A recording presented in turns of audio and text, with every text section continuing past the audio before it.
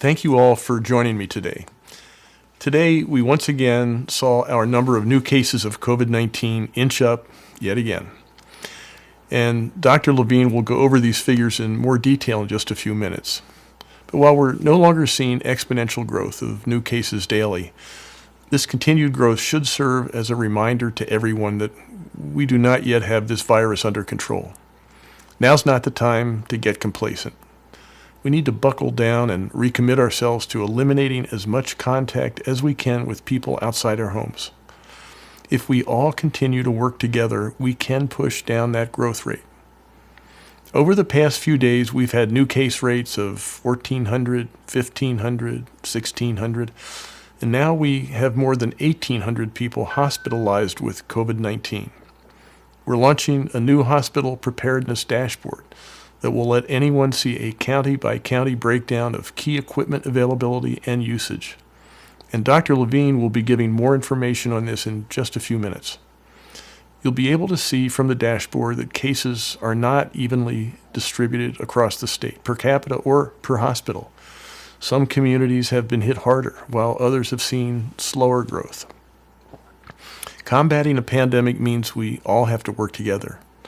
And that means we need to make the best use of our medical assets to ensure the places that need them the most have them. So today I'm signing an order that will allow us to transfer needed supplies between medical facilities. This will allow us to move key equipment like personal protective equipment and ventilators to high population, high impact areas. And it will also allow us to bring resources into lower population areas that might not have as many existing medical resources. This will also prevent sick Pennsylvanians from having to choose which hospital to go to for fear that some have less access to equipment than others. And it will help us make use of every ventilator, every piece of personal protective equipment, and every bed. Now, I want to commend Pennsylvania's medical facilities for their efforts so far in helping to shift resources toward the fight against COVID-19. Many are already working together to shift resources among facilities, both public and private. And many of our medical facilities have shifted resources internally. This order will help us further mobilize our healthcare system to care for every single Pennsylvanian who becomes sick with the 2019 novel coronavirus. But I want to reiterate that the best way to assist our healthcare system during this pandemic is to do everything we can to stop the spread. We need to continue remaining in our homes unless it is absolutely necessary to leave. We need to wear masks if we must leave our homes. We need to wash our hands frequently and thoroughly. And we need to protect others if we are sick by self-isolating and covering our coughs and sneezes. Pennsylvanians have risen to the challenge so far, and I truly believe we have the fortitude and the self-discipline to continue with these efforts until we get through this pandemic. So thank you. And now I'm going to turn this over to Dr. Levine. Good afternoon, and thank you for joining us today for the latest update on the 2019 novel coronavirus, or COVID-19. As of 12 a.m. this morning, we have 1,680 new cases of COVID-19. This brings our statewide total to 16,239 Pennsylvanians who have tested positive for COVID-19 now in all 67 counties. Approximately 760 of our healthcare workers are positive for COVID-19 out of the total number of cases. And 831 of our total cases are positive in 157 long-term care or personal care facilities. Tragically, we have had 309 deaths among those who have tested positive for COVID-19. To date, all of those deaths in Pennsylvanians are in adults. As of noon today, hospitals are reporting that approximately 1,892 patients are currently hospitalized due to COVID-19. This is approximately 11% of the total case count. 1,169 of those hospitalized have required ventilators. Across our healthcare system, approximately 51% of hospital beds, 40% of our ICU beds, and nearly 70% of our ventilators are available at this time. As you know, each day I talk about hospital capacity. Now we have hospitals reporting this information directly to us, and we want to give Pennsylvanians a better idea of what is happening throughout Pennsylvania and in their county. Our teams have created a new hospital preparedness dashboard, as the governor had said, that provides county-level information about how many beds and ventilators are in use and available to meet our health care needs. The dashboard also provides an overview of our entire health system capacity. We are continuing to work to create more ways to get as much data as possible to the community. In the symptoms and testing section of our website, we also now have added a statewide map about where testing is occurring. Now, these sites may require pre-registration or a doctor's script in order for a test to be taken. So please check with your health care provider before going to one of these locations. All of this information can be found in the COVID-19 section of our website at health.pa.gov. Now, here are my daily reminders. Please wash your hands with soap and water for at least 20 seconds, or as we all know now, the time it takes to sing happy birthday twice. And use hand sanitizer if soap and water are not available. Cover any coughs or sneezes with your elbow, not with your hands, and try not to touch your face, especially after touching surfaces. Clean surfaces frequently. And if you have to go outside for life-sustaining activities, please wear a mask, especially if you're going to come in contact with others. Practicing these everyday prevention measures can help slow the spread of this dangerous virus, COVID-19. If you have questions about your health, contact your health care provider. And if you need mental health resources because you or someone you know is experiencing a mental health crisis, contact the crisis text line by texting PA to 741-741 or call the statewide support and referral helpline at 1-855-284-2494. Again, 1-855-284-2494. For the most reliable information related to Pennsylvania's response to COVID-19, please visit our website at health.pa.gov. And what is most important for Pennsylvanians to remember is stay calm, stay home, and stay safe. And now the governor and I will answer questions. Thank you, Secretary. Our first question is for Governor Wolf. From Capitol Wire, does your new PPE order amount to a confiscation of equipment from various sources, including what would appear to be lower priority health care providers to redistribute them to hospitals? If so, what do you have to say to health care providers who will now go without PPE because of this order? I'm trying to, as I said in my comments, I'm trying to make sure that we take this scarce set of resources that we have and make sure that we're deploying them in the areas that need them the most. And that is a back and forth, and it could be helpful to hospitals that now seem to have more than they need and maybe in the future will not. So we need to be open to, I think, this kind of coordination within the Commonwealth so that we're taking this scarce resource, this set of resources that we have, and making sure that they're being used and deployed in the places that need them most. Governor, from Bloomberg and NBC 10, what were the key takeaways from your call with President Trump? That was the last call actually was with the vice president. The call with President Trump was last week.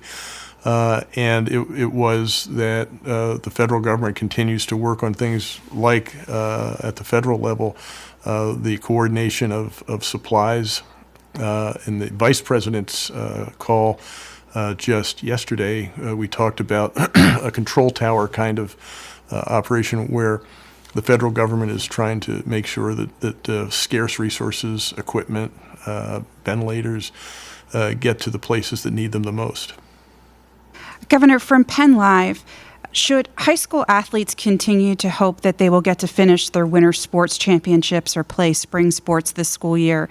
President Trump has also said that he thinks that NFL and college football should start on time in September. Is that realistic? Well, those are two different things. I think it's too early to call what happens in the fall. As for what happens in the winter sports season, unfortunately, every sport professional and non-professional sport, amateur sports have closed down. And I think Pennsylvania needs to follow suit on that. We need to stay safe. Again, our first priority is to stay safe. And Governor, from ABC 27, there was a fight in the State House yesterday over your power during the COVID-19 outbreak.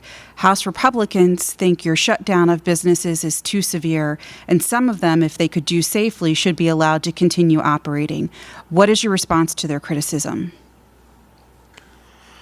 Well, we're a democracy and we have a robust conversation, but I think on the part of all of us, the legislature and the executive branch, we're trying to buy time. We're trying to get ahead of the spike in the demands on our health care system, and we're trying to keep people safe. And that forces us to make some tough decisions.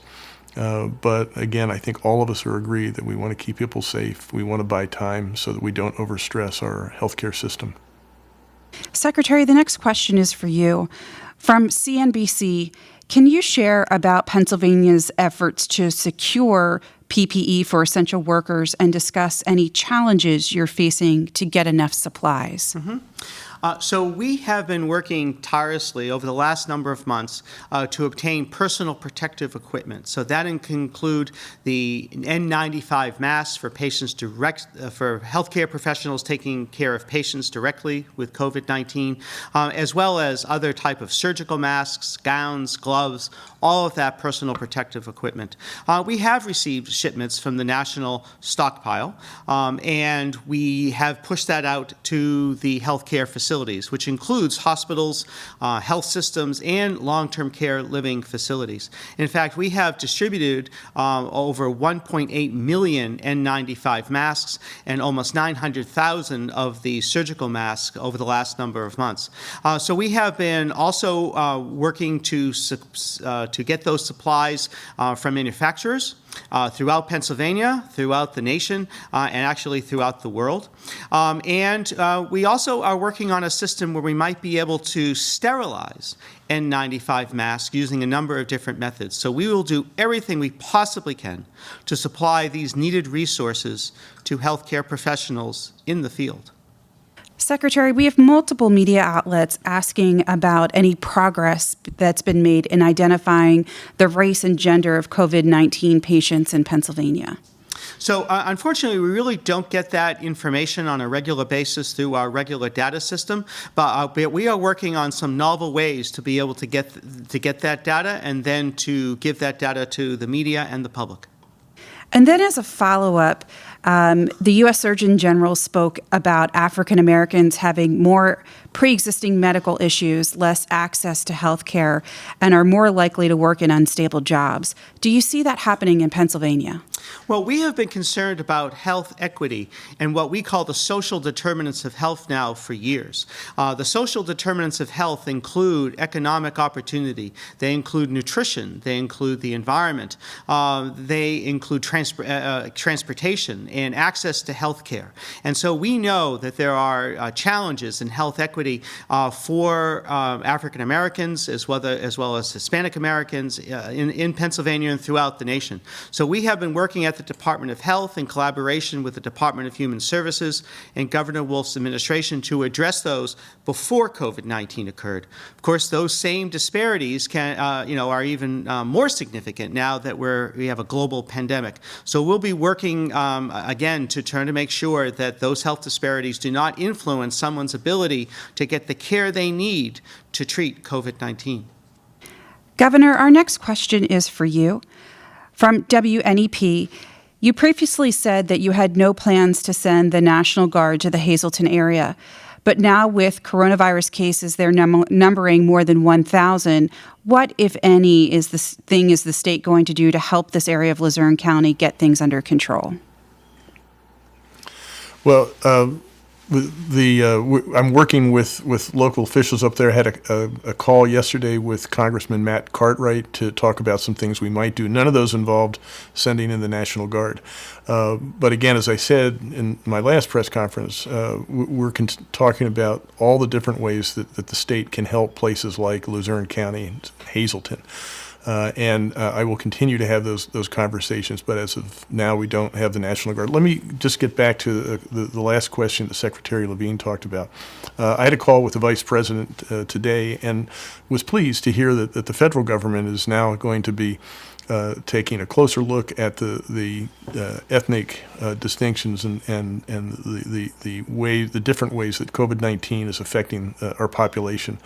And I was heartened to hear that they are really going to take a look at how this affects people differentially, who suffer from hypertension, who suffer from diabetes, who suffer from all the other kinds of things, the comorbidities they're called, that go along with this disease, and that affect certain populations more than others. So I was heartened to hear the Vice President say that the federal government now is committed to taking a look at that and taking that much more seriously. So I think that's a good sign for all of us, for all the states that are looking to the federal government for statistical help. Governor, from Penn Live, what has business and manufacturers' response been to the Department of Community Economic Development's Critical Medical Supplies portal? Don't hold me on this, but I think we've had over 400 applications as of 2 days ago. I'm not sure where we are as of today. This is yesterday, sorry. As of today, I'm not sure. And I think we thought that maybe 70 or 80 of those actually have something that can be very helpful in terms of addressing this. So the business community has stepped up. I expect, although, as I say, I don't know what the statistics are for today, that there are even more who have tried to access that portal with offers of help. I get those personally. I get those through my official email address, and we're getting that through the Department of Community and Economic Development. So I think the business community really is trying to help here. Secretary, the next question is for you. From the Associated Press, the rate of new infections has declined each day for the last 7 days. What does that tell you about the trajectory of this pandemic in Pennsylvania? And is the rate of increase a better metric than raw numbers, which continue to see day-over-day increases? Mm-hmm. So we certainly do expect to see the raw numbers increase over the time of this pandemic. But you're correct. We have seen a subtle flattening of the curve, which is good news. We are still seeing, though, significant increases. Today it was over 1,600 new cases, but the curve is flatter. As the governor said, it's no longer going up at an exponential curve, which was doubling every number of days. So that's really good news. I think that is evidence that the governor's efforts in terms of mitigation, in terms of prevention, such as the school closures, the closure of non-essential life-sustaining businesses, and the stay-at-home orders, which went out in an iterative fashion, and then the entire state under a stay-at-home order, has been successful in terms of flattening the curve. But we cannot become complacent. It is essential that we continue to practice this social, physical isolation to continue that flattening of the curve. We do expect a surge, so to speak, in terms of the number of new cases, the number of cases that go to our healthcare system, unfortunately and tragically, the number of deaths. But if we are able to keep that as a flatter curve, as been shown by Dr. Fauci many times in the national briefings, then we will not overwhelm our healthcare system in terms of supplies, beds, ventilators, and staffing. So it's essential now, more than ever, to please stay home.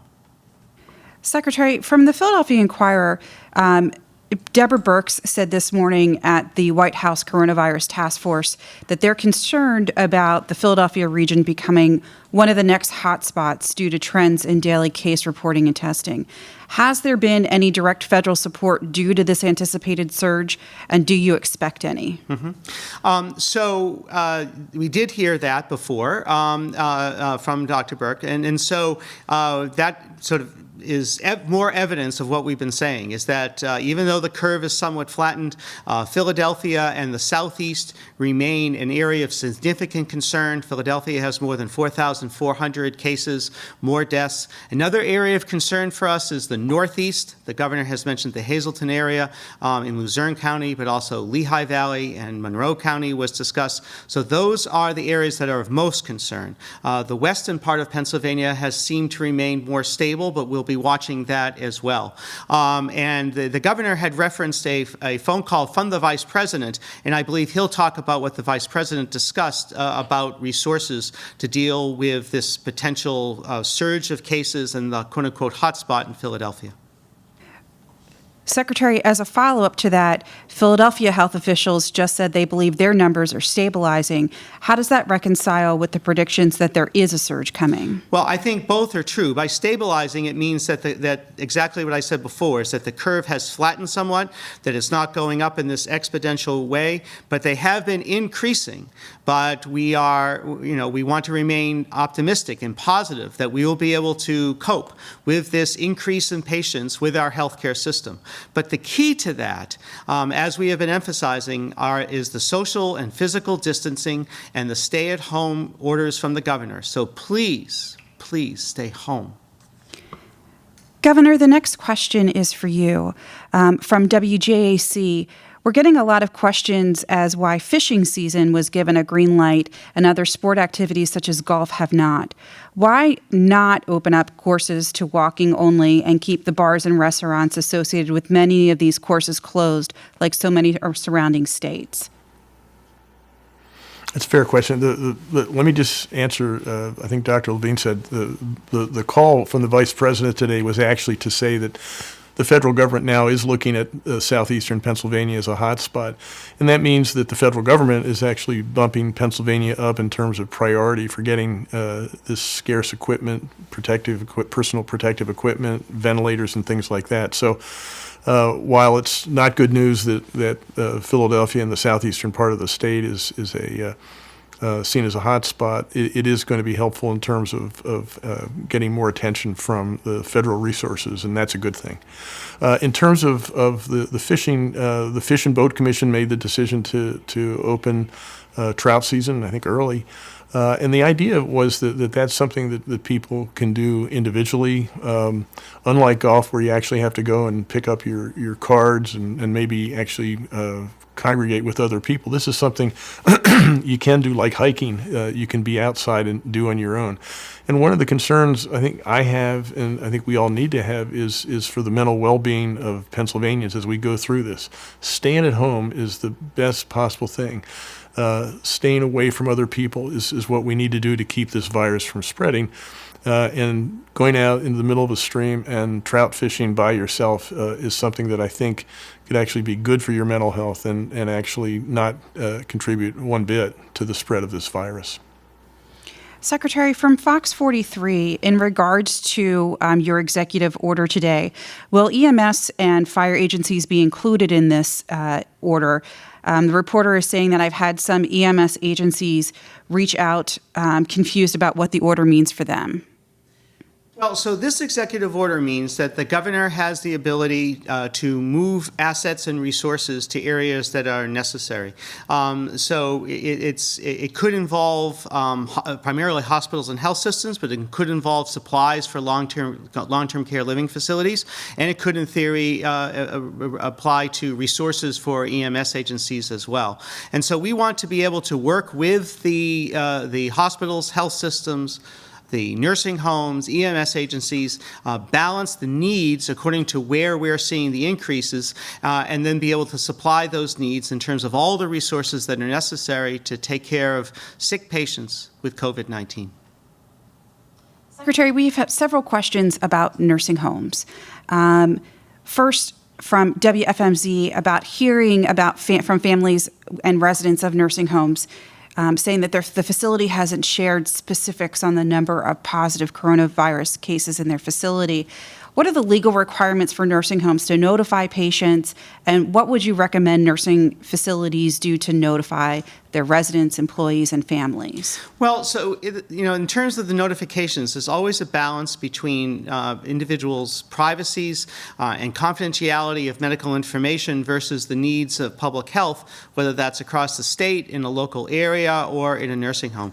Certainly, anyone that's positive will be notified. Depending upon the written consents, their family would be notified, and then close contacts would be notified because they would have to be in quarantine, and of course the patient themselves would be in isolation. We want facilities to, and of course they notify us and the county municipal health departments. And so there's always this balance in terms of the notifications, and we'll work to maintain that balance. And then as a follow-up from the Post-Gazette, in light of outbreaks in nursing homes, are there any plans underway to designate certain facilities exclusively for COVID-19 patients? So we have talked about that, and there was some recent CMS guidance about nursing homes and long-term care living facilities. And so one option would be that one facility, or even more likely maybe a wing on a facility, could be for patients with COVID-19, that you would cohort those patients and then separate the patients and the staff from the other patients who are not positive for COVID-19. So we're going to be looking at that and to see how we might operationalize that with in consultation with the long-term care living facilities themselves. And then from WESA, there are now 3 nursing homes in the Pittsburgh region with serious outbreaks where dozens of residents and staff have tested positive. What should these facilities be doing to contain the outbreaks and prevent further spread?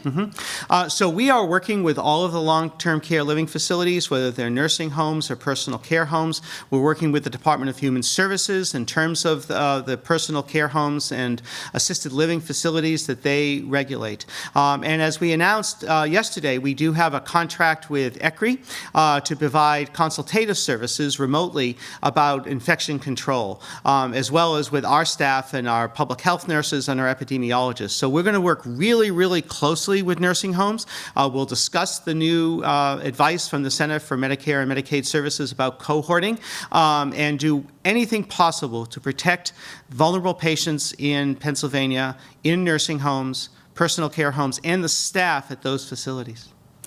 Secretary, we have a couple of questions from WNEP and BRC 13 about East Stroudsburg University's field house being used for COVID patients or other medical issues.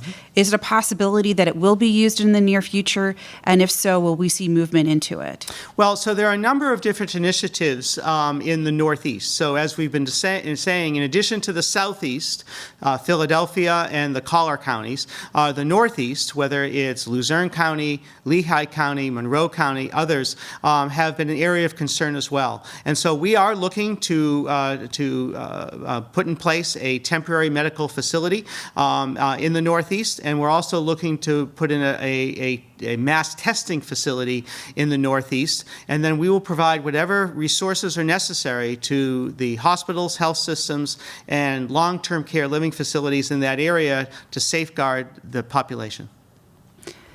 And Governor, our last question is for you from WJAC. As we know, unemployment and wage changes have had drastic effects on Pennsylvania residents. And as a result, some companies have raised their own minimum wages for workers. Do you think this will fall into place on a statewide level?